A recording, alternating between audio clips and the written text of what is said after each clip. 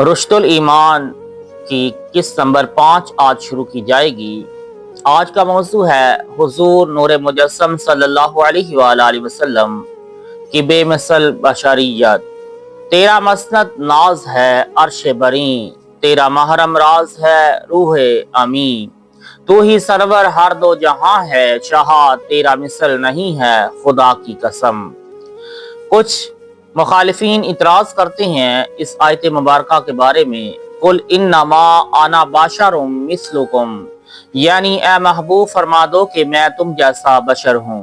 اس آیت مبارکہ سے معلوم ہوا کہ حضور صلی اللہ علیہ وآلہ وسلم بھی ہماری طرح بشر ہیں۔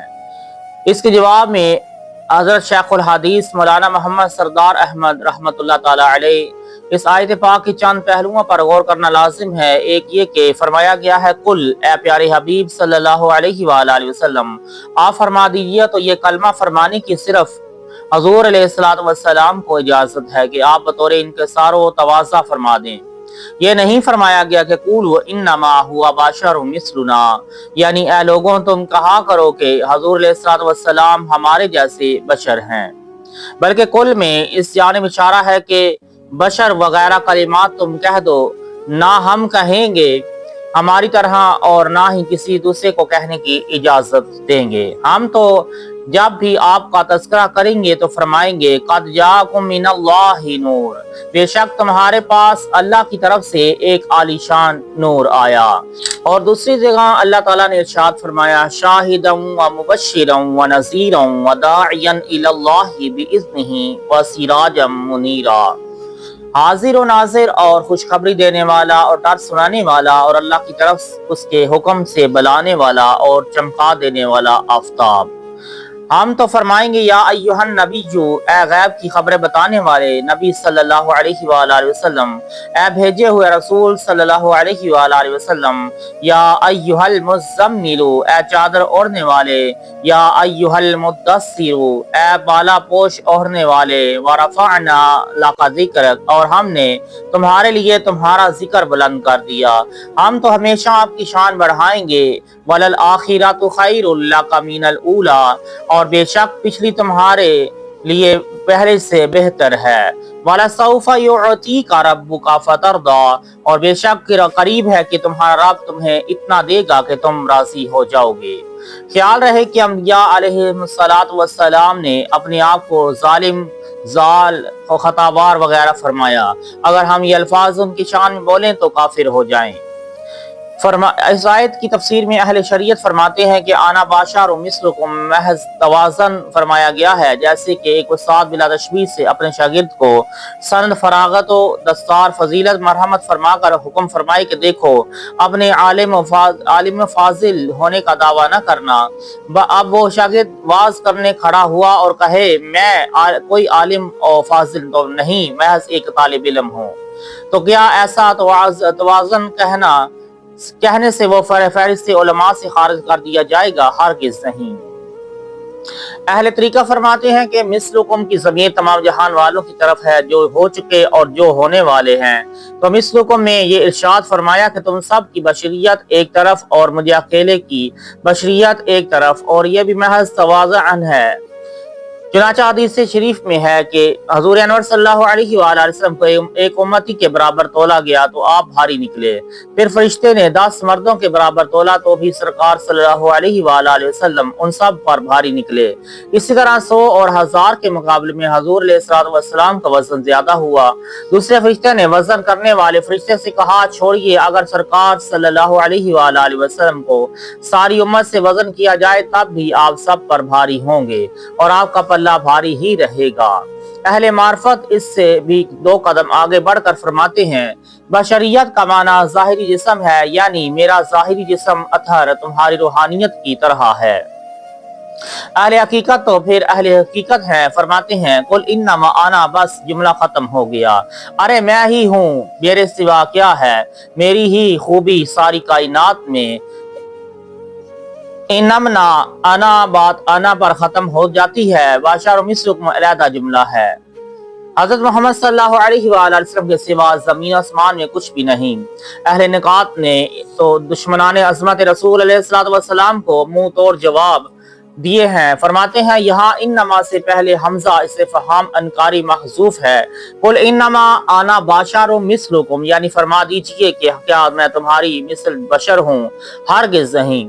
جس طرح حضرت ابراہیم علیہ السلام نے ستارہ کو کہا دیکھا تو قوم سے بناظرہ انداز میں فرمایا ھذا ربی، کیا یہ میرا رب ہے، یعنی ہرگز نہیں۔ یہاں بھی حمزہ استفہام انکاری محذوف ہے جو کہ نکالنا ضروری ہے، اگر نہ نکالا جائے تو معنی الٹ ہو جائے۔ اسی طرح یہاں بھی معنی ہوگا کہہ دو پیارے مصطفیٰ، اے پیارے حبیب صلی اللہ علیہ وآلہ وسلم کہ کیا میں تمہاری مثل بشر ہوں، یوحی الیہ، ارے مجھ پر تو وحی نازل ہوتی ہے۔ دوسرا نقطہ ہو سکتا تھا کہ امت محمدیہ اس آن بان والے محبوب خدا صلی اللہ علیہ وآلہ وسلم کی عظمت شانیں اور رفعتیں دے کر نعوذ باللہ کو خدا کہہ کر کافر ہو جائے، لہٰذا ارشاد ہوا قل انما انا بشر مثلکم یوحی الیہ، تم فرما دو میں بھی تمہاری مثل ایک بشر ہوں لیکن مجھ پر وحی نازل ہوتی ہے، لہٰذا میں خدا نہیں بلکہ محبوب خدا ہوں۔ تیسرا نقطہ، اللہ تعالیٰ محب ہے اور حضور حبیب خاص علیہ الصلوۃ والسلام محب تو کبھی محبوب کی شان گھٹا نہیں سکتا، لہٰذا ارشاد ہوتا ہے ارے پیارے محبوب علیہ الصلوۃ والسلام میں تمہاری شان کیوں کر گھٹا سکتا ہوں، میں تو محب ہوں، مگر تمہاری امت والے تمہاری آن بان تمہارے کمالات دیکھ کر تمہیں خدا کہہ کر مشرک نہ ہو جائیں تو تم اپنی زبان مبارک سے ہی ارشاد فرما دو تمہارا یہ کہنا تمہارے اوصاف میں داخل ہے کہ سرور عالم صلی اللہ علیہ وآلہ وسلم ہو کر کہے قل انما انا بشر مثلکم، اے لوگوں میں تمہاری مثل ایک بشر ہوں۔ اے پیارے حبیب علیہ الصلوۃ والسلام، اہل شریعت، اہل طریقت، اہل معرفت، اہل حقیقت اور اہل نقات تو ان امور کو سمجھ جائیں گے، تیرے عشاق، تیرے غلام تیری عظمت و شان دیکھ کر خوش ہوں گے، ناز کریں گے اپنے محبوب آقا پر، مگر اس وقت کے ملا جو مخالفین ہیں اس رمز کو کیا سمجھے، لہٰذا بشر مثلکم مثلکم کے ساتھ یوحی الیہ کی قید اور بڑھا دو کہ مجھ پر تو وحی آتی ہے، تم پر بھی کبھی آئی۔ تیرے خلق کو حق نے عظیم کہا، تیری خلق کو حق نے جمیل کہا، کوئی تجھ سا ہوا نہ ہوگا شہا تیرے خالق حسن و ادا کی قسم۔ حضور سید عالم صلی اللہ علیہ وآلہ وسلم ایمان، عبادات، معاملات غز کے کسی شے میں ہم جیسے نہیں ہے۔